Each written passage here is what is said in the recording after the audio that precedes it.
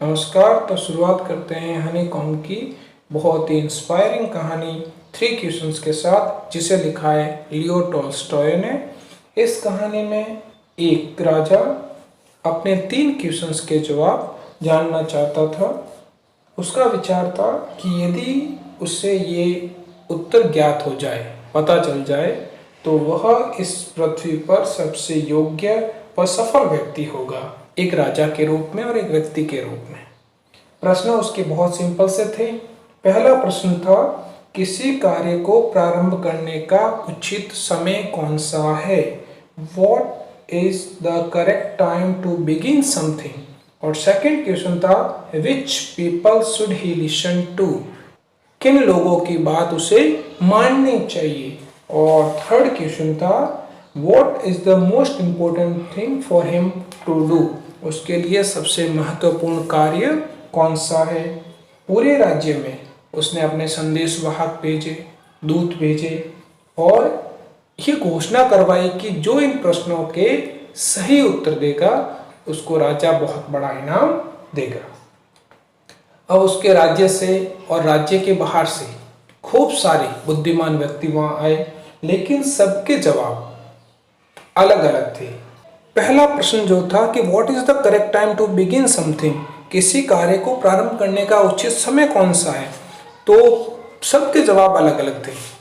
किसी ने कहा कि एक टाइम टेबल बनाकर राजा को उसका पालन करना चाहिए, तो कोई उसके विरोध में बोला कि पहले से कोई टाइम टेबल बनाकर उसका पालन भविष्य में करना असंभव है।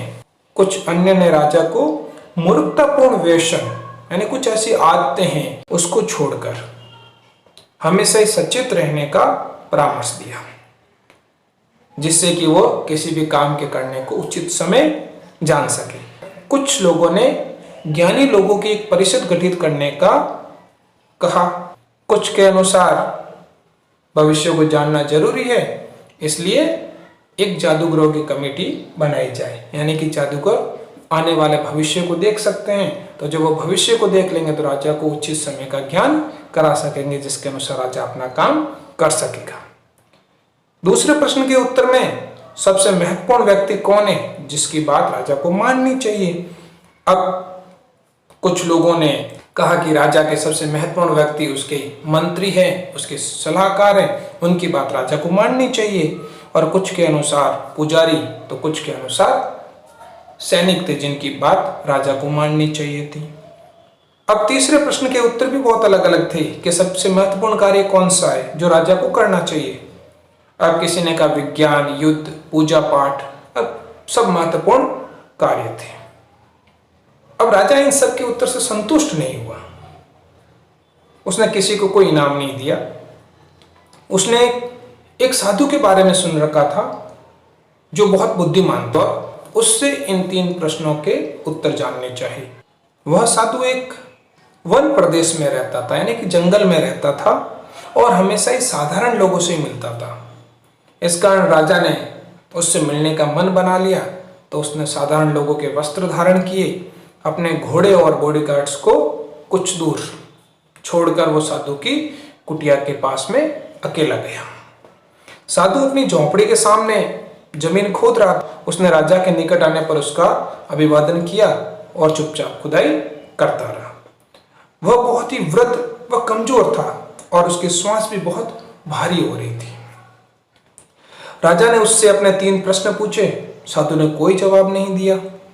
वह तो चुपचाप अपनी जमीन खोदता रहा। राजा ने साधु को थका हुआ देखकर उसके खोदने के कार्य को स्वयं करने का आग्रह किया कि आप थोड़ी देर विश्राम कीजिए, मैं आपकी जमीन खोदने का काम करता हूं।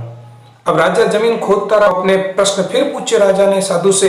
साधु ने अब भी कोई जवाब नहीं दिया और वह जमीन खोदता रहा। अंततः सूर्यास्त के समय राजा ने अधीर होकर साधु से प्रश्न के उत्तर पूछे। यदि वो उत्तर दे सके तो ठीक, अन्यथा वह समय पर वापस अपने राजभवन लौट जाएगा, ये उसके मन में था। तभी अचानक से एक व्यक्ति दौड़ता हुआ उस स्थान पर आया जहां पर राजा और वह साधु दोनों खड़े थे।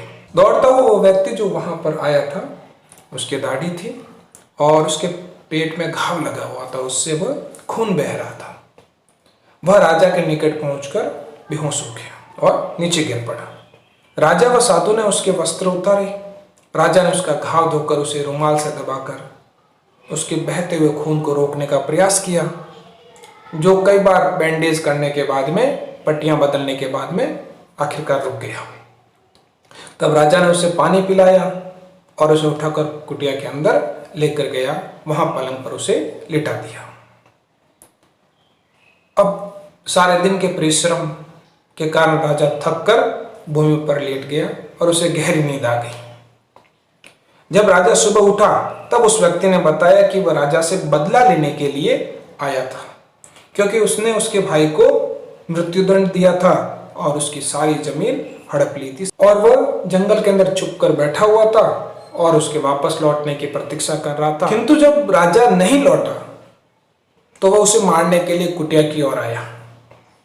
तभी राजा के बॉडीगार्ड ने उसे देखकर पहचान लिया और उसके साथ हाथापाई में वह घायल हो गया।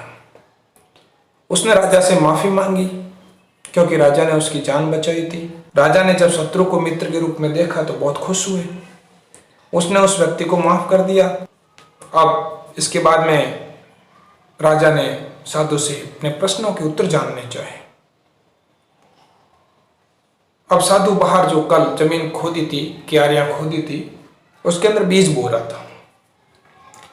राजा के निवेदन करने पर उसने कहा कि राजा को उसके प्रश्नों के उत्तर तो मिल गए।